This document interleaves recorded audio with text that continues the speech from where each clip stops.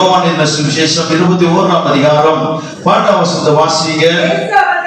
இயேசு அவர்களை நோக்கி, வாருங்கள் போஜனம் பண்ணுங்கள் என்றார். அவரை கர்த்தர் என்று சீஷர்கள் அறிந்தபடியினால் அவர்களில் ஒருவனும் நீர் யார் என்று கேட்க துணியவில்லை. ஹல்லேலூயா. இதனால நாமோடு பேச போகிற காரியம், இந்த சப்ஜெக்ட் அநேக முறை நீங்க வேதத்துல படிச்சிருக்கலாம். ஒரு போஜனத்தை குறித்து ஆண்டவர் சீஷரிடத்துல குறிப்பாக பேதுருவை அழைப்பார். இதுதான் நான் உங்களோட பேச போகிறேன். கொஞ்சம் கவனமா கேளுங்க. வாழ்க்கையில கிறிஸ்தவர்களுக்கு அடிக்கடி ஏற்படுகிற ஒரு காரியம் என்ன தெரியுங்களா? இந்த பின்மாற்றம். இந்த பின்மாற்றம் எல்லாருடைய வாழ்க்கையிலும் வரும். நல்ல ஆண்டவருக்குள்ள இருக்கிற பிள்ளைகளுக்கும் வரும். ஆண்டவரை விட்டு தூரமா போன பிள்ளைகளுடைய வாழ்க்கையில பின்மாற்றம் வரும். பின்மாற்றம் ஏன் முதலாவது வருது? முதல் காரணம், ஒரு வாழ்க்கையில அற்புதங்களை எதிர்பார்க்கும் போது அந்த அற்புதம் நடக்கலை என்பதற்காக அநேகர் ஆண்டவர்கிட்ட பின்வாங்கி போயிடுறாங்க. நல்லா செபிக்கிறாங்க, நல்ல சபைக்கு வருவாங்க, உற்சாகமா ஊழியத்தில் இருப்பாங்க. ஆனா வாழ்க்கையில பிரச்சனைன்னு வரும்பொழுது என்ன பண்ணுவாங்க தெரியுங்களா? அந்த ஆண்டவருடைய காரியத்தை விட்டு முழுமையா போயிடுவாங்க. ரெண்டாவது பாருங்க, இந்த விசுவாசம் விடுற காரியம் பார்க்கும்போது திருமண வாழ்க்கை. நிறைய பேர் ஆண்டவர் விட்டு விலகி போயிடுறாங்க. உங்க குடும்பத்துல சொல்ற என்ன காரியம் நடந்தாலும் ஆண்டவர் விட்டு ஒரு நாள் நீங்க விலகி போக கூடாது. ஆண்டவருக்குள்ள நீங்க ஒரு முறை வந்தீங்கன்னா எப்போதும் அவருக்குள்ளதான் நீங்க வாழணும். நல்லா தெரிஞ்சுங்க, கிறிஸ்தவம் என்பது ஒரு மதம் கிடையாது. இந்த மதத்துல கிறிஸ்தவனா இருக்கிறேன், சபைக்கு ஒரு கடமைக்காக நான் போகணும், பைபிள் எடுத்து வரணும், ஆராதிக்கும் போது நாங்க இருக்கணும், இது கிறிஸ்தவம் அல்ல. கிறிஸ்தவம் என்பது ஆண்டவரோடு நீ நடக்கிற ஒரு உறவு தான். ஆண்டவரை பின்பற்றதுக்கு அடையாளம். நம்ம யார் தெரியுங்களா? விசுவாசி. விசுவாசி என்பது தெரியுமா? ஏதோ ஒரு காரியத்தை நீ விசுவாசிப்பதனால நீ விசுவாசி. எதை விசுவாசிக்கிற? ஆண்டவரை விசுவாசிக்கிற. மத்தவங்க பாருங்களேன், இந்து முஸ்லிம்னு வாங்க, ஆனா என்ன பண்ற? கிறிஸ்தவர்கள் சொல்லுவாங்க. ஆனா எல்லாரும் எப்படி அடையாளப்படுவாங்க? இவங்க யாருப்பா? இவங்க ஒரு விசுவாசி, இவங்க ஒரு விசுவாசி. யாரு? இவங்க கர்த்தருடைய பிள்ளைங்க. ஏன் அந்த விசுவாசின்னு வந்ததுன்னா, நீ கர்த்தரை விசுவாசிக்கிறதுனால. எனக்கு ஆண்டவரை விசுவாசித்து விட்டு நீ விலகி போறாயோ, ஆண்டவரை பாருங்க, நீ எப்படிப்பட்ட சாதாரண ஒரு மனிதன். எப்போது தெரிஞ்சுங்க, ஆண்டவர் காரியத்தை உங்களை கொண்டு இந்த உலகத்துல செய்யணும்னு நினைத்தார், நான் உங்களை கொண்டு தான் செய்வார், என்ன கொண்டு செய்ய மாட்டார். சகோதரி சொன்னாங்க, நான் பைபிள் காலேஜ் படிச்சிருக்கிறேன், நான் ஊழியம் செய்தேன், இப்படிலாம் இல்லை. நான் சொல்ற மாதிரி சில காரியங்களை கர்த்தர் இந்த உலகத்துல உங்களை கொண்டு செய்ய நினைச்சார், உங்களை கொண்டுதான் செய்வார். அதை என்னை கொண்டு செய்ய மாட்டார். நல்லா புரிஞ்சுக்கொள்ளுங்க. ஆண்டுடைய பார்வையில நீங்க விலையேற பெற்றுவாங்க. இந்த கால வேளையில கர்த்தருடைய வார்த்தையை கேட்கிற உங்களை பார்த்து நான் சொல்லுகிறேன், கர்த்தர் உங்க மேல ஒரு பெரிய அழைப்பு வைத்திருக்கிறார், பெரிய அபிஷேகத்தை வைத்திருக்கிறார். அது ஏற்ற காலத்துல ஏற்ற வேளையில அந்த அபிஷேகம் வாழ்க்கையில வெளிப்படும். அது வரைக்கும் மறைந்திருக்கிறத போல இருக்கு. நல்லா பாருங்களேன், தாவீதுடைய வாழ்க்கையில அவன் ஆடுகள் மேய்த்த போது ராஜாவாக அபிஷேகிக்கப்பட்டான். ஆனா ராஜாவாக உடனே வரல, அது ஒரு நாட்கள் எடுத்தது. ஆனா ஒரு நாள் சவுல் மரித்த பிறகு அந்த எதற்காக அபிஷேகிக்கப்பட்டானோ அந்த ராஜரீக அபிஷேகத்தை அமரப்பட்டான். அதே போலதான் நீ கர்த்தரால் அழைக்கப்பட்டிருப்பீங்க, கர்த்தரால் அபிஷேகிக்கப்பட்டிருப்பீங்க, கர்த்தரால் தேர்ந்தெடுக்கப்பட்டிருப்பீங்க. எப்ப பாஸ்டர் என்னுடைய அழைப்புல நான் வருவேன், எப்ப நான் ஆண்டவருக்காக வல்லமை எடுத்து பயன்படுவேன்? இங்க நல்லா பாருங்களேன், நான் ஊழியத்துக்கு வந்த பொழுது எனக்குள்ள பல ஆசைகள் இருந்தது. ஆண்டவரே, நான் கை வைக்கும் போது வியாதிகள் மறையணும், நான் சொல்லும் போது பேய்கள் அடங்கணும், ஆண்டவரே நான் தீர்க்கதரிசனம் உரைக்கணும், நான் பேசும் பொழுது ஒவ்வொரு இருதயமும் திறக்கப்படணும், இப்படி எல்லாம் ஆசை வந்தது. ஆனா எத்தனையோ முறை உண்மையை சொல்றேன், ஜெபம் பண்ண பிறகு தேவ சமூகத்துல போயிட்டு கேட்பேன், ஆண்டவரே இன்னைக்கு பிரசங்கம் பண்ண போறேன், பிரசங்கம் பண்ணிட்ட பிறகு எல்லாம் சொல்லணும், கர்த்தர் பேசுறதான்னு சொல்லணும், யாருக்கு நான் பேசினாலும் சொல்லணும், இவர் கர்த்தர் மூலமா கர்த்தருடைய வார்த்தையை சொல்றான்னு சொல்லணும், யாருக்குன்னா நான் பேய் பிடிச்சவங்களுக்கு ஜெபம் பண்ணும்போது பேய்கள் ஓடணும், நோய்கள் மேல கைகள் வைக்கும் போது சுகமாகணும். ஆனா எதுவுமே வித்தின் ஒன் டே நடக்கல. வாழ்க்கையில எதுவுமே ஒரு நாள் நடக்கல. கர்த்தர் சில வாழ்க்கை சில நாட்களுக்குள்ள கொண்டு போனார். அநேக நேரம் ஜெபம், அநேக உபவாசம், வேண்டுதல், ஆண்டவரிடத்துல முறையீடு, கண்ணீர், 40 நாட்கள் 21 நாள் இந்த ஜெபத்தின் பிறகு நடக்கவே இல்லை. எப்ப ஆண்டவர் இந்த பாதையை என்ன கொண்டு ஆரம்பித்தாருன்னா, ஒரு நாட்களை ஆண்டவர் தீர்மானம் வைத்திருந்தார். என்னை பக்குவமா நல்லா உருவாக்க ஆரம்பித்தார். எப்படி தெரியுமா? எந்த நாளிலும் நம்ம பயன்படுத்தும் போது வரத்துக்கு நேரம் நீ போக கூடாது. உன்னை கர்த்தர் ஆசீர்வதிக்கும் போது ஆசீர்வாதத்தின் மேல நீ போயிடக்கூடாது. உன்னை நான் மறுபடியும் சொல்றேன், கர்த்தர் உங்களை உயர்த்தும் பொழுது ஒரு நாளும் உங்க கண்கள் ஆசீர்வாதத்தின் மேல போக கூடாது. கர்த்தர் உன்னை மேன்மைப்படுத்துறாரா? நீ எப்ப நீ புரிந்து கொள்ளணும், கர்த்தர் என்னை எப்ப ஆசீர்வதிப்பாரு, கர்த்தர் என்னை எப்ப மேன்மைப்படுத்துவார். யாரும் பாருங்க, கர்த்தர் என்னையா எப்ப ஆசீர்வதிப்பாரு, கர்த்தர் எப்ப என்னை மேன்மைப்படுத்துவார்னா ஒரு சீக்கிரம் நான் உங்களுக்கு சொல்லி தரேன். எப்பொழுது ஒரு காரியத்தை பல வருஷமா நீ எதிர்பார்த்து கொண்டிருக்கிறீங்களோ, அந்த காரியத்தை எப்போ நீங்க வெறுக்க ஆரம்பிக்கிறீங்களோ, அந்த ஆசீர்வாதத்தை நீங்க பார்ப்பீங்க. ஆண்டவரே உயர்த்துங்க உயர்த்துங்க உயர்த்தீங்கன்னா அந்த உயர்வு தாமதம் எழுதுமான நினைப்பாரு, நான் உன்னை உயர்த்திடுவேன். ஆனா உன் கண்களுக்குள்ள அந்த உயர்வு மேலேயே இருக்கும், அந்த உயரத்திலேயே இருக்கும். கர்த்தர் வீடு கொடுத்தாரு, எனக்கு காரை கொடுத்தாரு, எனக்கு செல்வங்களை கொடுத்தாரு, இது மேல போயிடும். கர்த்தர் அப்படி கிடையாது.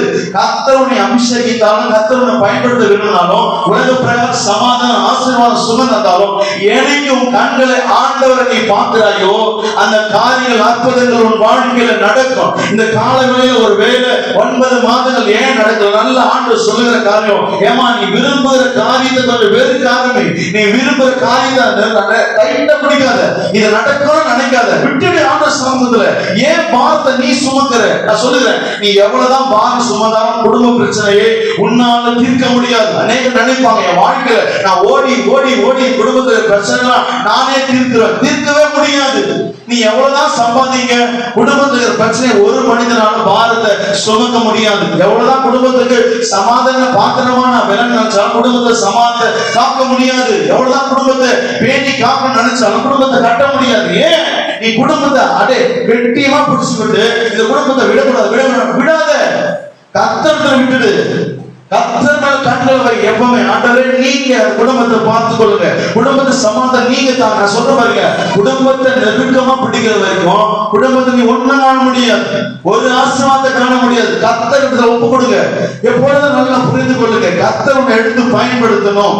இருக்கிற ஒரு வேலை வேணாம், எனக்கு கர்த்தரை பயன்படுத்தணும், கர்த்தரை ஆசீர்வதிக்கணும்னா எந்த ஒரு காரியத்தை தீர்க்க தரிசனமா சொல்லுகிறேன், எந்த ஒரு காரியத்தை நீங்க எதிர்பார்க்கிறீங்களோ அதை வேறுங்க. ஒரு மனுஷ உறவு கூட நான் சொல்றேன், சில மனிதர்கள் மேல அதிகமா நேசம் வைப்பீங்க, பாசம் வைப்பீங்க. இவங்க எப்போதும் என்னோட பேசணும், எப்போதும் இவங்க என்ன நேசிக்கணும். நான் சொல்றேன், அந்த உறவு உன்னை விட்டு தூரமா போயிடும். அந்த உறவு உனக்கு மேலானது கிடையாது. கர்த்தர் மேல் நேசம் வைங்க.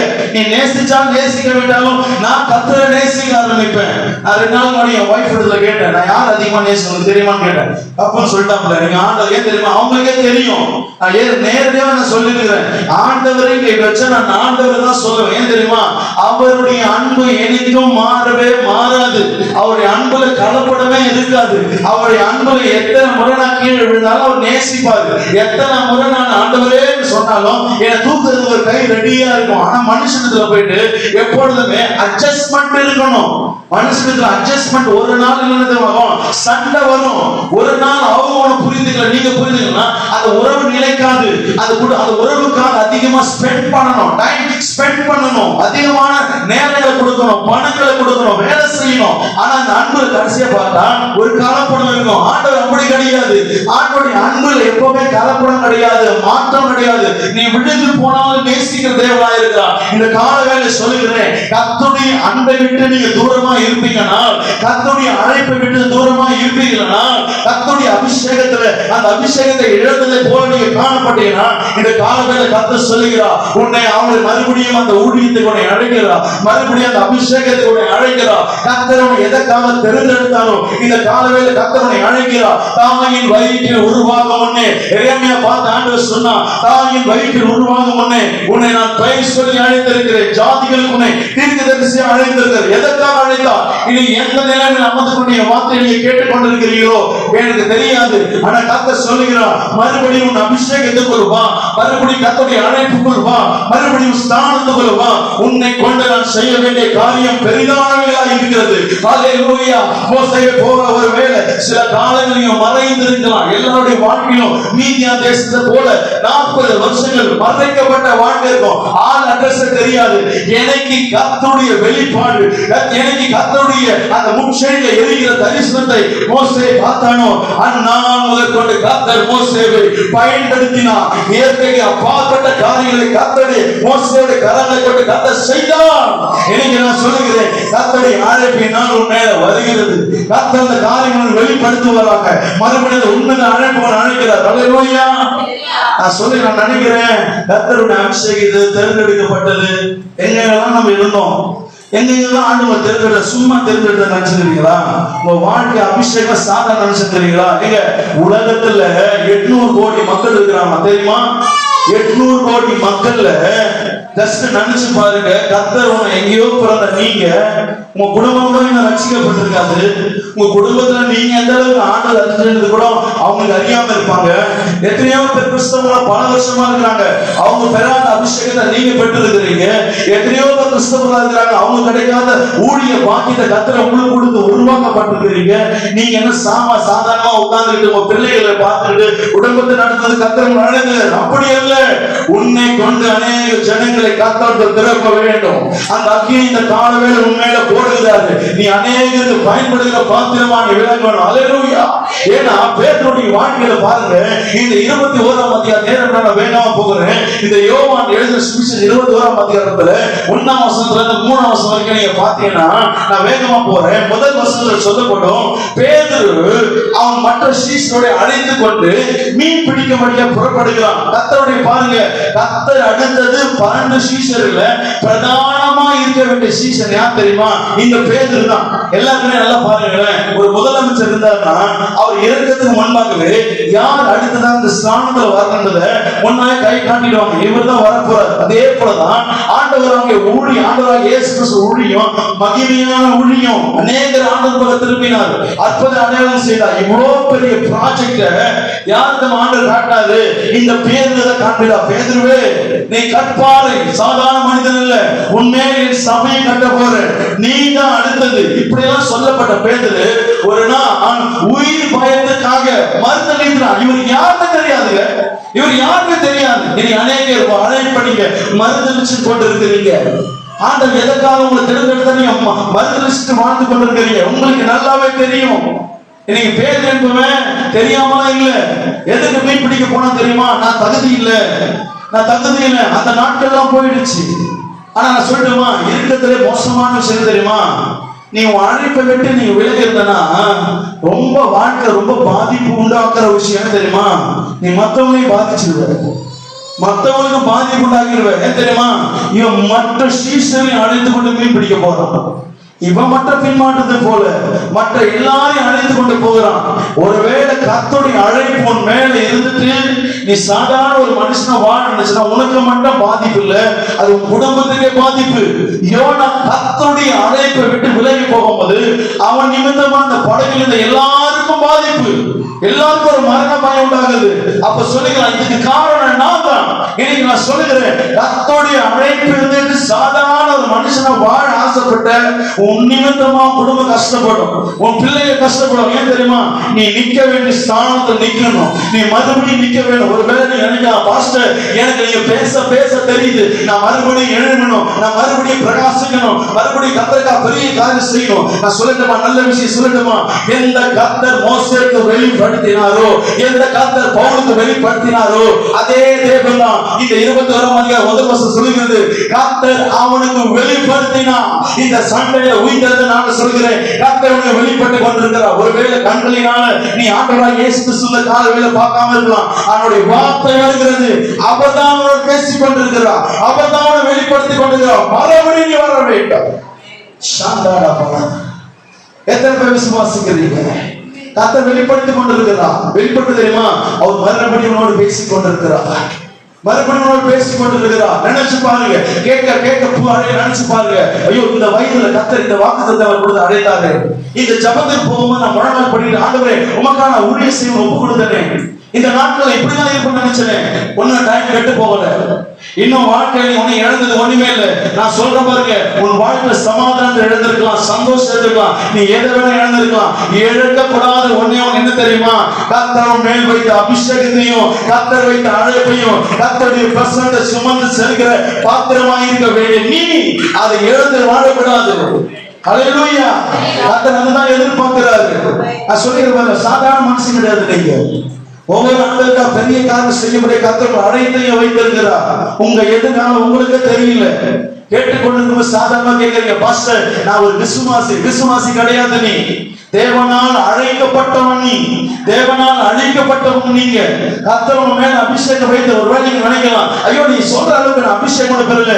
நீ அந்த அழைப்புக்குள்ள வந்தா உன் மேல இருக்கிற அபிஷேகம் அந்நாளுக்கு செயல்பட ஆரம்பிக்கும். நான் எத்தனையோ பேர் தெரியும், ஒரு ஐயாவுக்கு படிக்கவே தெரியாது, அவருக்கு திக்குவாயா இருப்பார், ஒண்ணு தெரியாது தெரியுமா, அவர் குடிகாரனா இருந்தாரு. கர்த்தருக்குள்ள வந்துட்ட பிறகு 300 பட்டதாரிகளை அவர் மூலமா கர்த்தர் உருவாக்கி. ஒரு ஆமென் சொல்லுங்களேன், ஒரு ஆமென் சொல்லுங்களேன். அவரால முடியும்னா அந்த அபிஷேகம் எப்படி வந்தது? நீ எனக்கு அந்த அழைப்புக்குள்ள வந்தனா கர்த்தர் மிராக்கிள் பண்ணுவான். இந்த காலகாலம் ஏன் நம்ம உடம்புக்கு சமாதானம் இல்லை?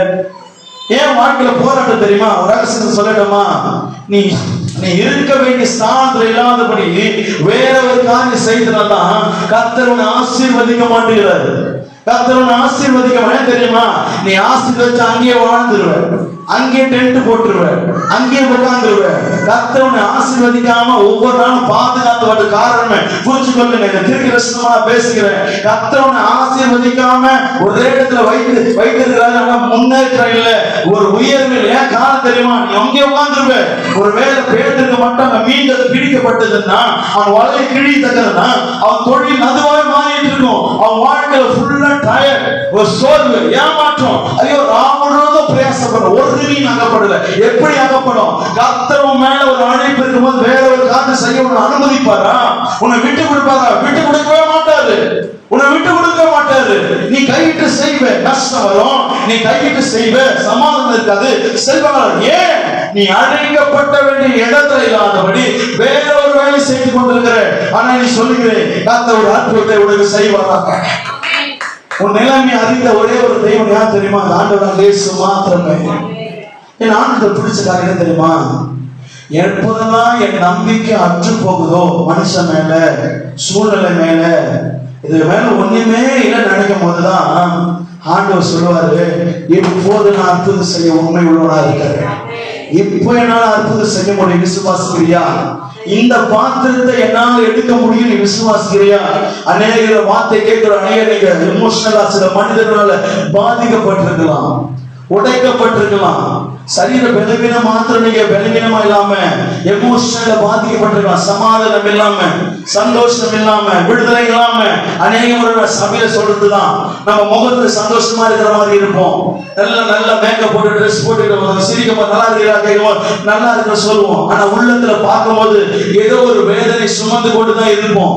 சந்தோஷமா இருக்க இல்லாத போல இருந்துகிட்டு சந்தோஷமா இருக்கிறது போல வாழ்க்கை வாழ்ந்து கொண்டு என்ன அடையாளம் தெரியுமா?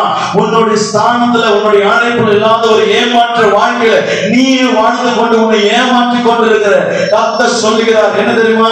ஒரு 3 காரியத்தை நான் சொல்லுகிறேன். இந்த வார்த்தையானது உங்களுக்கு ஒரு ஆசீர்வாதமா இருக்கும். 21ஆம் அதிகாரம் 6ஆம் வசனத்தை வாசிக்க பார்க்கலாம். அப்பொழுது அவர் படகுக்கு வலது புறமாக வலையை போடுங்கள், அப்பொழுது உங்களுக்கு அகப்படும் என்றார். இங்க பாருங்க, இந்த அகப்படும் என்பதுக்கு வார்த்தை என்ன தெரியுங்களா? கர்த்தருடைய சொல்ல நீ இந்த 4 வேளை கேட்கணும். எத்தனையோ முறை கர்த்தருடைய வார்த்தை வந்தோம், நான் சொல்ல பார்க்கல, வாழ்க்கையில் நீங்க எது வேணா செய்யாம இருங்க, ஆனா உங்க மேல ஒரு அழைப்பு இருக்குதுன்னு சொல்ற வார்த்தை மட்டும் கீழ்படிச்சிருக்கு. ஆக பெரிய காரியம் செய்வா, சொல்லுவாரு, இதை செய்யப்பா, அதை செய்யப்பா, இதை பண்ணுப்பா. நம்ம அது கூட என்ன பண்ணேன்னா கொஞ்சம் சோம்பேறித்தனமா இருந்திருங்க, கொஞ்சம் அசட்டையா இருந்திருங்க. ஏன் தெரியுமா? விலகி நிமித்தம், சோர்வு நிமித்தம். ஆனா வாழ்க்கையில உங்க மேல ஒரு அழைப்பு இருக்குதுன்னு சொல்லும் போது மட்டும் அசதியா இருந்துடாத, அசதியா இருந்துடாத. ஏன் தெரியுமா? ஆசீர்வாதமே அங்கதான் இருக்குது. அந்த வார்த்தைக்கு உன்னை நீ அர்ப்பணிக்கணும், நீ அர்ப்பணிக்கணும். இந்த வலது கையில வலது புறமா போட சொல்லி எது தெரியுமா? நல்லா பாருங்க, வேதத்துல ஒவ்வொரு காரியத்துக்கும் ஒரு அர்த்தம் இருக்குது. வலது இருக்குது, வலது கையினால் உன்னை தாங்குவேன். இதே பேதுருதான் அவன் விசுவாசத்துல சோர்ந்து போனவனாக, விசுவாசற்றவனாக கடலில் மூழ்கும் போது கர்த்தர் வசனம் சொல்கிறது, அவர் கையை நீட்டி அவனை தூக்கி சொன்னான், விசுவாசம் உள்ளவனாயிரு. இதே ஆண்டு சொல்றாரு, வலது பக்கத்துல போடு. நீ ராமனது பிரயாசப்பட்டது எனக்கு தெரியும், வாழ்க்கையில அழைப்புல மாறி வாழ்றது எனக்கு தெரியும், உன் அழைப்பை விட்டு பிறருக்கு நீ பாரமா இருக்கிறது எனக்கு தெரியும், நீ போகிற இடத்துல ஏமாற்றம் எனக்கு தெரியும், நீ போகிற இடத்துல அவமானம் தெரியும், நிந்தக தெரியும், எல்லாமே தெரிந்துதான் பேதுருவே இந்த காலவெல்ல சொல்லுகிறேன், இந்த வலது பக்கத்தில் வலையை போடு. அவன் போட்ட பொழுதோ கர்த்தர் வலையை கிழியத்தக்கதான மீன்களை கூட கையை தட்டி தேவனுக்கு நன்றி சொல்லுங்க. இந்த நல்ல கை தட்டுங்க. யாருக்குமே இந்த வார்த்தை எனக்கு தான் கர்த்தர் பேசுறான்னு விசுவாசிக்கிறீங்களோ நல்ல கையை தட்டி அந்த வார்த்தையை உறுதிப்படுத்துங்க. ஹல்லேலூயா, ஹல்லேலூயா. உன் தடுமாற்றத்தை வெளியே கொண்டு வர கர்த்தர் செய்ய முதல் காரியமா ஒரு அற்புதத்தை செய்ய போகிறார். இந்த மாதத்துல ஒரு பெரிய அற்புதத்தை காண போறேன். இது தீர்க்கதரிசனமா எடுத்துக்கொள்ளுங்க. இந்த மாதத்துல ஒரு பெரிய அற்புதத்தை நீங்க காண போறீங்க. ஆனா புரிஞ்சு கொள்ளுங்க, அந்த அற்புதம் அந்த நிலையில் இருப்பதுல பரம அழைப்பை நோக்கி செல்வதற்காக, பரம அழைப்பை செல்வதற்காக சகோதரி கூட சொல்லும் போது சர்ச் தான் I take as an example. என்ன தெரியுமா, ஒரு வேலை கொடுத்தாரு. எங்க வேலை கொடுத்தது அற்புதம் தான், அது ஒரு அதிசயம் தான். ஆனா வேலை கொடுத்து வேலை செய்வதற்காக, உன்னத வேலை செய்வதற்காக கர்த்தர் கொடுத்திருக்கிறார். உன்னத மகிமைக்காக வேலை செய்வதற்காக கொடுத்திருக்கிறார். ஒரு வேலை நீ தடுமாற்றி கொண்டிருக்கிற எந்த காரியம் வந்தாலும் சமாதான சந்தோஷமா இந்த காலவெல்ல ஒரே ஒரு சீக்கிரம் சொல்றேன், உன்னுடைய அழைப்பு உன் அர்ப்பணித்து பாரு, உன் குடும்பத்தில் சமாதானை காண்ப. உன் அழைப்பு ஒவ்வொரு பாரு, ஒரு பொருளாதாரத்தில் விடுதலை நீ காண்ப. உன் அழைப்பு ஒவ்வொரு பாரு, இந்த பரிசுத்த வாழ்க்கை ஏற்ற ஏற்க இல்லாதபடி கர்த்தருடைய வாழ வைப்பாராக, ஆசீர்வதிப்பாராக. ஹல்லேலூயா. இரண்டாவது ஒரு காரியத்தை நீ அழைப்பு வருவதற்கு கர்த்தர் என்ன காரியங்கள் செய்யறாரு பாருங்க. அது 21ஆம் அதிகாரம் 9ஆம் வசனத்தை வாசிங்க பார்க்கலாம். அவர் கரையிலே வந்து இறங்கின பொழுது கரிநெருப்பு போட்டிருக்கிறதையும் அதன் மேல் மீன் வைத்திருக்கிறதையும் அப்பத்தையும் கண்டார்கள். நீங்க நல்லா பாருங்களேன், இப்ப அற்புதம் நடந்துருச்சு. அவன் அழைப்பு கர்த்தர் எப்படி கொண்டு வர்றாரு கொஞ்சம் பாருங்களேன். இப்போ ஆண்டவர் கேட்கிறாரு, அதே 5ஆம் வசனத்தை கொஞ்சம் வாசிங்க பார்க்கலாம். அது 21:5 வாசிங்க பார்க்கலாம். இயேசு அவர்களை நோக்கி பிள்ளைகளே உண்டா என்றான். அதற்கு அவர்கள், நீங்க பாருங்க, இந்த வெளிப்பாடு ஒரு வேளை உங்களுக்கு தெரியுமா தெரியல, நீங்க புரிஞ்சு கொள்ளுங்க. இந்த 21:5 ஆண்டவர் கேட்கிறாரு, புசிக்கிறதுக்கு ஏதாவது இருக்கிறது கேட்கிறாரு. அவங்க இல்லைன்றாங்க. எப்படி தெரியுமா இது? இதே சம்பவத்தை வேதனை பார்த்தீங்கன்னா ஒரு முறை ஆண்டவர் அத்திமரத்தை பார்ப்பாரு. புசிக்கிறதுக்கு ஏதாவது இந்த கனிகளுக்கு தேடும் பொழுது ஒன்றுமே இல்லை சொல்லும் போது ஆண்டு சமைச்சிருவாரு. அது பட்டு போயிடும். இவ்வளவு பயம் வந்துடும். இப்ப ஆண்டவர் சீசன்ல பாத்தீங்களா, புசிக்கிறதுக்கு ஏதாவது இருக்குதா? ஆண்டவர் உலக பிரகாரமான சாப்பாடு கேட்கல. நல்லா புரிஞ்சு கொள்ளுங்க. அவர் கானான ஸ்திரீகளை பேசும்போது சொல்றாங்க, இவர் சாப்பிட்டு சொல்றாரு, அப்படியே சொல்றாரு, என் போஜனம் பிதாவின் சித்தத்தை செய்வதே என்னுடைய போஜனமா இருக்குது. இப்போ அந்த போஜனத்தை கேட்கிறாரு, ஏப்பா பிதாவின் சித்தத்தை செஞ்சீங்களே, புசிக்கிறது ஏதாவது இருக்குதா, உங்களுக்கு எதாவது இருக்குதா? அவங்க இல்லைன்றாங்க. ஆனா அந்த அத்திமரத்தை ஆண்டவர் சபிச்சது போல இங்க ஆண்டவர் சொல்ல சபிக்கல. இப்ப சொல்றாரு, அவர்கள் கரை இறங்கின பொழுது அப்பங்களும் மீன்களும் அங்க ஆயத்தமா இருந்தது. இதனே ஒரு வெளிப்பாடு தெரியுமா? கடைசியாக ராபோஜனம் பண்ணும்போது அங்க அப்பம் இருந்தது, அங்க திராட்சரசம் இருந்தது. என்ன சொன்னாரு, இது அப்பம் தேவனுடைய வார்த்தையும் சரீரமா இருக்கிறது, இந்த ரத்தமும் புதிய உடன்படிக்கை அடையாளமா இருக்கிறது. ஆனா இங்க ரத்தம் இல்லை. ஏன்னா பேதுரு ஏற்கனவே உடன்படிக்கையில தான் இருக்கிறாரு. எனக்கு வந்தது மீன் சுத்தப்பட்டது. ஏன் தெரியுமா? மீன் என்பது வேதத்துக்கு இரண்டாவது ஒரு வாய்ப்புக்கு அடையாளம். எப்படி தெரியுமா? விழுந்து போன யோனாவை கர்த்தர் மறுபடி எடுத்த பொழுது மீனை கொண்டுதான் அவனை காப்பாற்றினார். மீனை மூலமா தான் ஒரு வாழ்க்கை தந்தார். அதே போலதான் மீனை பிடிக்க சென்ற பேதுருடைய வாழ்க்கையில கர்த்தர் மறுபடியும் அற்புதம் செய்து மீன் மூலமா எடுத்தார். 153 மீன் கிடைத்ததான். 153 கிரேக்க பதம் சொல்லப்படுகிறது. இரண்டாவது வாய்ப்பு. நீங்க பாருங்க, அங்க அப்பா இருந்தது, அங்க திராட்சரசம் இருந்தது. திராட்சரசம் உடன்படிக்கை அடையாளம் வந்தது. இப்ப ஆண்டவர் பார்க்கிறாரு, ஏ பேதுருவே, உன் வாழ்க்கையில கர்த்தருடைய வார்த்தை இருக்குது, என் சரீரத்துல இருக்கிற உடன்படிக்கையில இருக்கிற. ஆனால் இன்னைக்கு நான் உங்களுக்கு இரண்டாவது ஒரு வாய்ப்பை நான் தரேன். நல்ல கையை தட்டியா பார்க்கலாம். உங்களுக்கு எந்த அளவு புரியும் தெரியல. என்ன வார்த்தை தெரியுமா? நீ கர்த்தருடைய உடன்படிக்கையில இருக்கிற, கர்த்தருடைய ஐக்கியத்துல இருக்கிற, நீ வெளியே இல்ல, நீ உள்ளதா இருக்கிற. ஆனா இந்த காலங்களில் தேவைப்பட காரணம் தெரியுமா? அவர்களுக்கு மறுபடியும் ஒரு வாய்ப்பு தர, மறுபடியும் ஒரு வாய்ப்பு தர. சகோதர சகோதரியே, இந்த காலங்களில் கேட்கிறவங்களை பார்த்து நான் சொல்லுகிறேன், நான் ஏதோ இந்த 2 வருஷம் அந்த 1 வருஷம் கர்த்தர் உன்னை வாழ்க்கையை பின்மாற்ற அதை குறித்து நான் பேசல. பல வருடங்களுக்கு முன்பாக உன்னை நீ அர்ப்பணிச்சிருக்கலாம். பல வருடங்களுக்கு முன்பாக ஆண்டவருக்காக ஊழியம் செய்வதற்காக ஆண்டவருக்காக இப்பேற்பட்ட வாழும்படியா ஒரு அர்ப்பணிப்பு உங்க வாழ்க்கையில் இருந்திருக்கலாம். அந்த அர்ப்பணிப்பு தான் நான் உங்களோட பேசிக் கொண்டிருக்கேன். ஏதோ நேற்று விழுந்தேன், இன்னைக்கு நான் கத்துக்கிறேன், அதை நான் பேசவே இல்லை. நல்லா புரிஞ்சு கொள்ளுங்க. கர்த்தர் பேதுருவை அழைத்த பொழுது 3 வருஷத்துக்கு முன்னாடி அழைத்தார். அந்த அழைப்பு குறித்து நான் பேசுறாரு. இந்த காலங்களில் நம்மளோட பேசுறது தெரியுமா? தாயின் வயிற்றில் உருவாக்கப்பட்ட பிறகு, கர்த்தர் தேர்ந்தெடுக்க பிறகு, ஒரு நாள் யாரோ மூலமாக ஏதோ ஒரு சூழ்நிலையாக ஆண்டவர் அறிந்து கொண்டு, அந்நாள் ஆண்டு அழைப்பை தெரிந்து கொண்ட பிறகு உன் மேல ஒரு தரிசனத்தை நீ ஒப்பு கொடுத்து, அந்த நாள் கரங்களை உயர்த்தி ஏதோ ஒரு கூட்டத்துல ஏதோ ஒரு காலத்தை அர்ப்பணிச்சு, ஆண்டவரே என்னை ஒரு ஸ்மித் விக்கல் ஸ்மித் போல நீங்க பயன்படுத்துங்கப்பா, என்னை இந்த ஊழியக்காரர் போல பயன்படுத்துங்க, என்னையும் பேதுரு போல பயன்படுத்துங்க, பவுலை போல பயன்படுத்துங்க.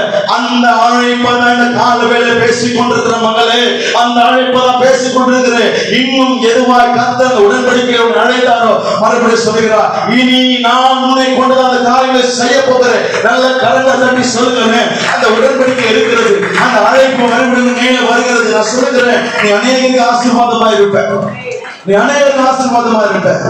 கொஞ்சம் நினைச்சு பாருங்களேன், எத்தனை பேருக்கு கவுன்சிலிங் கொடுத்துருக்கீங்க, எத்தனை பேருக்கு இயேசுவை பத்தி நீங்க சொல்லியிருப்பீங்க, எத்தனை பேருக்கு போய் ஜோம் பண்ணியிருப்பீங்க. நான் யோசித்து பாருங்க, உன் வாழ்க்கை இந்த காலவேளை எப்படி இருக்குது? நம்மளும் மற்றவங்களுக்கு சார்ந்து இருக்கிறோம். என்ன தெரியுமா? சமாதானம் வராதா, விடுதலை வராதா, சந்தோஷம் வராது. ஏன் காரணம் தெரியுமா? நீ நினைச்சிருக்க நாளைக்கு தகுதி இல்லப்பா, இதெல்லாம் இந்த ஊழியம் வேணாப்பா. பேதுருக்குள்ள குணம் என்ன தெரியுமா? அவன் அந்த வேலைக்கு போன காரணம் தெரியுமா? மறுதளிச்சுட்டான். ஆண்டவர் மறுதளிச்சுட்டான். மறுதளிப்பு வாழ்க்கை.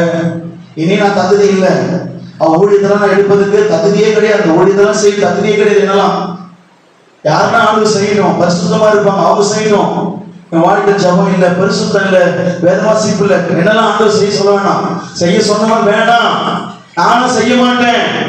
ஏன்? பேதுருக்குள்ள நான் தகுதி இல்லை, மறுதளிச்சவன். அந்த முகத்தை பார்க்கறதுக்கு நான் ஆசைப்படல. என் கொண்டு வேலை ஒண்ணு நான் போறேன், நான் எதனோ வாழ்ந்து போறேன். இன்னைக்கு அநேகர் அப்படிதான் இருக்கிறீங்க. நான் பேச போகிறேன் நினைக்கலாம், நான் அப்படியே வாழ்ந்து போறேன், சர்ச்சுக்கு வரேன், ஜோம் பண்றேன், வேத வாசிக்கிறேன், என்ன செய்யறேன். ஆனா நீங்க சொல்ற அந்த அழைப்புகளை என்னால வருவேன் தெரியுமா? நான் தகுதி இல்லை. இப்ப கரெக்ட் லைஃபை வச்சு நான் கம்பேர் பண்ணும் போது அந்த அழைப்புக்கு நான் தகுதி அற்றவன், அந்த அழைப்புக்கு நான் உகந்தவன் அல்ல. கர்த்தர் சொல்லுகிறார், ஏமா இந்த கால வேளை நான் சொல்லுகிறேன், உன் அழைப்பு தீர்மானிக்கப்படுகிறது இப்பொழுது போய் கொண்டிருக்கிற பரிசுத்த இல்லாத வாழ்க்கையினால் அல்ல, இப்பொழுது இருக்கிற சமாதான வாழ்க்கையினால் அல்ல, உன்னை தாயின் வயிற்றில் உருவாக்கும் போது வைத்த அழைப்பு தான் வாழ்க்கை செய்யப்பட போராடி கொண்டிருக்கிறேன். அந்த ஒரு காரியம் செய்யப்பட பேசிக் கொண்டிருக்கிறேன். 3வது காரியத்தை ஆண்டவர் அழைப்புகள் வரக்கூடிய செய்கிற காரியத்தை பாருங்க. எடுத்து வாசிங்க 21:10 வாசிங்க. நான் முடிச்சிடுறேன். 21:10 அவர்களை நோக்கி நீங்கள் இப்பொழுது பிடித்த மீன்கள் சிலவற்றை கொண்டு வாருங்கள் என்றார். இங்க பாருங்க, ஆண்டவர் என்ன கேட்கிறாரு சொல்லுங்க, கொஞ்சம் வாய்தான் சொல்லுங்க. என்ன கேட்டாரு? இந்த கிழியத்தக்க மீனை யார் கொடுத்தது சொல்லுங்கல. இந்த மீன் இல்லாம ஒருத்தர் போராடி தரான். யாரு இது? நைட் எல்லாம் போராடினாரு. யாரு? அந்த இடத்துல உங்க பேரை சொல்லுங்க. சமாதானம் இல்லாம போராடுறது யாரு? பிரச்சனையோட வாழ்ந்தது யாரு? சமாதானம் வாழ்க்கையில காரணமா இல்லாம யாரு? எல்லாமே நீங்க தான். இப்ப யாரு சேக்கப் பண்றாங்க? யாரு சேக்கப் பண்றீங்க? இங்க பாருங்க. ஆனா இதே பேர் ஆண்டு கேட்கிறாரு, இவரு தான் நைட் எல்லாம் போராடினாரு, இவரு தான் அற்புதம் செஞ்சாரு. இப்ப கேட்கிறாரு, என்கிட்ட மீன் இருக்குது, அப்பம் இருக்கு, ஆனா நீங்க சிலவற்றை பிடித்து அந்த மீன்களை கொண்டு வாங்க. இது என்ன தெரியுமா? That fellowship. ஆண்டு எப்போதும் ஐக்கியத்தை தான் எதிர்பார்க்கிறாரு. நீ உன்னிடத்துல கொடு, நான் என்னிடத்துல நான் கொடுக்கிறேன். இது எது நம்ம அடையாளம்? முதல் முறையாக சபைக்கு நீங்க வரீங்கன்னு வச்சுங்களேன், இந்த ஃபெலோஷிப் ஷேரிங் ஒன்று இருக்கும். புதுசா போய் சகோதரி வந்துருக்காங்கன்னா அவர் கூட்டம் வைக்க போனா சொல்லணும்னா எல்லாரும் அவங்க வீட்டுல இருந்து சாப்பாடு கட்டினுவாங்க. அப்படி சொல்லுவோம். சில பேர் மீன் குழம்பு, சிக்கன், லெமன் ரைஸ், அதை வருவீங்க. இப்ப சாப்பிடுற நேரத்தில் சொல்லுவோம், யார் அவங்க சாப்பாடு சாப்பிடாதீங்க, யாரெல்லாம் செஞ்சாங்களோ எல்லாத்தையும் என்ன பண்ணுங்க, ஷேர் பண்ணுங்க. அப்ப என்ன பண்ணுவோம், நீங்க எடுத்து சாப்பாடு அவங்களுக்கு கொடுப்பீங்க, அவங்க சாப்பாடை நீங்க சாப்பிடுறீங்க.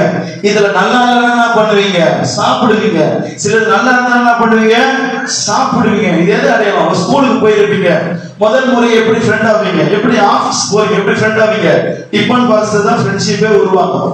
எப்படி தெரியுமா? டிஃபன் பாக்ஸ் ஓபன் பண்ண பிறகு அந்த சாப்பாட்டுல பிரதர் கொஞ்சம் ஷேர் பண்றீங்களா, நீங்க கொஞ்சம் ஷேர் பண்றீங்களா? நம்ம சாப்பாடுலாம் சரியான மூஞ்சியே மாறிடும். ஐயோ, அது இந்த வெஜிடேரியன் எல்லாம் ஆளுங்கெல்லாம் வந்து பக்கத்துல இருந்துச்சுங்க, ஃப்ரெண்ட்ஷிப்னு போய் அது மோசமா முடிஞ்சிடும். ஐயோ, இது அபிஷேகம் சாப்பிடவே மாட்டேன், இந்த மாதிரி மீன் குழம்பு வச்சுட்டான். இப்படி எல்லாம் ஷேரிங் இருக்கும். இந்த ஷேரிங்கை முதல்ல கொண்டு வந்து யார் தெரியுமா? ஆண்டவராகிய இயேசு கிறிஸ்து தான். எப்படி தெரியுமா? இப்போ பேதுருவை தம் பக்கம் அழைக்கணும். இங்க பாருப்பா, நீ மறுதலிச்சவன் தகுதியில நினைக்காத, நம்ம எல்லாம் ஒரு குடும்பம், வா அந்த குடும்பத்துக்கு நான் ஒரு அற்புதம் செஞ்சல, அந்த மீன் கொஞ்சம் கொண்டு வா, நானும் கொஞ்சம் மீன் வச்சுக்கிறேன், நம்ம ரெண்டும் சாப்பிடுவோம். சாப்பிட்ட பிறகு நீ நினைப்ப, நீ நானும் வேற இல்ல, நம்ம இருவரும் ஒருவர். நீ நானும் வேற இல்ல, நம்ம எல்லாம் ஒருவர் தான். அந்த ஒருவருக்கு தான் ஆண்டவர் செய்யற அற்புதம். இன்னைக்கு நிறைய பேர் நினைக்கிறாங்க. நான் ஒரு சின்ன ஒரு காமெடியா ஒரு காரியத்தை தெரியுமா? சில பேருக்கு இந்த காணிக்கை போடும் போதும் எல்லாம் கொடுக்கும் போது, கத்தரை கொடுக்கும் போது இப்படி கஷ்டமா இருக்கு. நான் சொல்லட்டுமா, தாய் வயிற்றுல இருந்து வரும்போது யாரும் ட்ரெஸ் போட்டு வந்தேன்னு யாரும் சொல்லுங்க பார்க்கலாம். இன்னைக்கு பார்க்கறதுக்கு இப்படி இருக்கிறீங்க. இதே உங்க 1 மாசம் குழந்தைய போட்டோ யாருன்னா பார்த்தா என்ன நினைப்பீங்க? பயங்கரமா இருப்பான் எல்லாருமே. நானும் பயங்கரமா இருப்பேன். அப்படி இருப்போம். அப்படி இருக்கிறாங்க. நீங்க பிறக்கும் போது யாருன்னா வீடு வச்சிருந்தீங்க, யாருன்னா கார் வச்சிருந்தீங்க, இல்ல பேங்க்ல பீரோல வச்சிருந்தீங்க, பைசா வச்சிருந்தீங்க, எத்தனை பொம்பக்கார கூட அப்பா கொடுத்துருப்பாரு, நீங்க என்ன வச்சிருந்தீங்க. ஆனா இன்னைக்கு கர்த்தர் உங்களை ஆசீர்வதிப்பாராம், கர்த்தர் எல்லாம் கொடுப்பாராம். சிலவற்றை கொஞ்சம் கொடுப்பான போது, என் நேரத்தை ஏன் நான் ஆண்டவர் கொடுக்கணும், நான் என் பலத்தை ஏன் ஆண்டவர் கொடுக்கணும். பாப்பா பலன் நான் கொடுக்க மாட்டேன், அந்த பலன்லயே குறவையிலே கை வைக்கிறது, அந்த காலே கை வைக்கிறது உனக்கு. அப்பதான் நிஜமா சொல்றேன், சில அற்புதங்கள்லாம் தாமதிக்கிறேன் தெரியுமா? அற்புதம்லாம் கடைசி ஓடிடுவேன். நிஜமா சொல்றேன், அற்புதம் தாமதிக்கிறது எது தெரியுமா? அற்புதம் நடக்காத வரைக்கும் சோத்துறோம். இந்த சர்ச்சில் இருக்கிற அற்புதம் நடந்தா சர்ச்சு காலியா இருக்கணும். ஒருவேளை சில அற்புதம் நடக்காது, ஆண்டவர் சோத்திரம் சொல்லிட்டு தெரியுமா? இந்த டயர் கிழிஞ்சின பிறகு சில நூலு ஒட்டி இருக்கும், அது கொஞ்சம் விட்டுச்சுன்னு வச்சுங்க, சுத்தமா போயிடும் துணி. அது மாதிரி ஆண்டு தொங்கி இருக்கிற உன் பிரச்சனைன்ற ஒரு சின்ன கயிறு தான் ஆண்டவர் பிடிச்சி தொங்கி இருக்கிற, அந்த கயிறு மட்டும் கட்டாயிருந்தது. அந்த ஜபமும் கேட்கப்பட்டதுன்னு வச்சுக்கலாம். என்ன நினைக்கிறப்ப இந்த காத்தாடி பாருங்க, காத்தாடி போற வரைக்கும் நல்லா இருக்கும், அவங்க தெரியாது. தூரத்துல பாக்குறவங்க நூலே இல்லாம பறக்குது, கீழே வந்து பிடிச்சு நிற்பான். அவன் விட்டான்னு வச்சுங்க, அது பறக்கும். ஆனா எங்கன்னா ஒரு இடத்துல போயிட்டு சொருவின்னு இருக்கும். அது போல ஆண்டோட கருத்துல நீங்க இருக்கிற வரைக்கும் நல்லா இருக்கும். தூரமா பார்க்கும் போது நான் என் பலத்துல ஓட்டுறேன், என் பலத்துல ஆஸ்வதிக்க பாருங்க இருக்கும். ஆண்டவர் நூலை கொஞ்சம் கட் பண்ணாரு. இன்னைக்கெல்லாம் 10 பேர் அந்த நூல் கட்டல பாருங்க, 10 நூல் தான் ஒன்னா சேர்ந்து ஒரு நூல் இருக்கும். அது 9 நூல் விட்டுருச்சு, ஒரு நூலை தொங்கிடுவீங்க. கட் பண்ணான்னு வச்சுங்க, எங்கன்னா போய் சொல்லி நிற்க மாதிரி தெரியும். இது பறந்த பறவைய பட்டமாச்சு. எங்க இருக்கீங்கன்னா ஆண்டவர் எங்க விட்டாருங்கள, நீ சொல்ற அநேக கேட்கிற, நீங்க சொல்றேன் அந்த ஒரு நூல்ல தான் தப்பிச்சுக்கிறீங்க.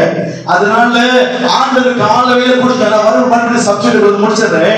அந்த காரியங்களை கொடுக்கும் போது அப்பதான் ஆண்டவர் சொல்லுகிறார், வாருங்கள் உங்களுக்காக போஜனம் ஆயத்தமா இருக்கிறது. ஒரு காரியம் சொல்லணுமா, நீ உன் அழைப்பு வரும் பொழுது கர்த்தர் எனக்கு ஆயத்தம் பண்ணுவார், ஆயத்தம் பண்ண நினைக்காத. உனக்கு கர்த்தர் சிறந்ததை ஏற்கனவே ஆயத்தம் பண்ணி வைத்திருக்கிறார். இந்த காலகட்டத்தில் தரிசனமா சொல்லுகிறேன், கர்த்தர் சிறந்ததை உனக்கு ஆயத்தம் பண்ணி வச்சிருக்கிறார். உன் பொருளாதாரமா இருக்கட்டும், ஆசீர்வாதம் எதுனாலும் எத்தனை விசுவாசிக்கிறீங்க, கர்த்தர் சிறந்ததை ஆயத்தம் பண்ணி வச்சிருக்கிறார். மனுஷன் தான் சொல்லுவான், எங்க வீட்டுக்கு வாங்க சாப்பிடுங்க, சமைச்சு வச்சுட்டு சொல்லுவான் சாப்பிடுங்க. ஆண்டவர் அப்படி கிடையாது, எல்லாம் ஆயத்தமா இருக்குது, எல்லாம் ஆயத்தமா இருக்குது. வந்து அந்த ஃபெலோஷிப்ல கலந்து மறுபடியும் ஐக்கியத்தப்பட்டு மறுபடியும் அப்பாட்டு உறவுவாங்க. சொல்லுகிறேன், உலகத்திலேயே இழந்ததை பெற்றுக்கொள்ள ஒரே ஒரு காரணம் தெரியுமா? உன் அழைப்பதான், உன் அபிஷேகத்தை தான், மகிமையை தான். நான் சொல்லுகிறேன், இனி நீ போகிற இடமெல்லாம் தெய்வ மகிமையை காண போறாங்க. நீ போகிற இடத்துல தேவ சமாதானத்தை காண போறாங்க, போகிற இடத்துல விடுதலை காண போறாங்க. யார் மூலமா? உன் மூலமாக தான். ஏன் தெரியுமா? கர்த்தர் சொல்கிறார், அந்த அழைப்புக்குள்ள வாங்க, போஜனம் பண்ணுங்க, மறுபடியும் உடன்படிக்கைக்குள்ள வாங்க, மறுபடியும் ஆசீர்வாதத்துக்குள்ள வருவாங்க, மறுபடியும் அழைப்பு அபிஷேகத்துக்குள்ள வாங்க. உன்னை நான் ஆசீர்வதிக்கவே ஆசீர்வதித்து உன்னை பெருகவே பெருக பண்ணுவேன், பெருகவே பெருக பண்ணுவேன். நீ தரித்திரமா இருக்கிறது கர்த்தர் சித்தம் இல்ல, சமாதானம் இல்ல, வாழ்ந்து தேவ சித்தம் இல்ல. நீ ஆசீர்வதிக்கப்படுவதும் பிறகு ஆசீர்வதிக்கப்படுவதே தேவ சித்தம். அல்லேலூயா.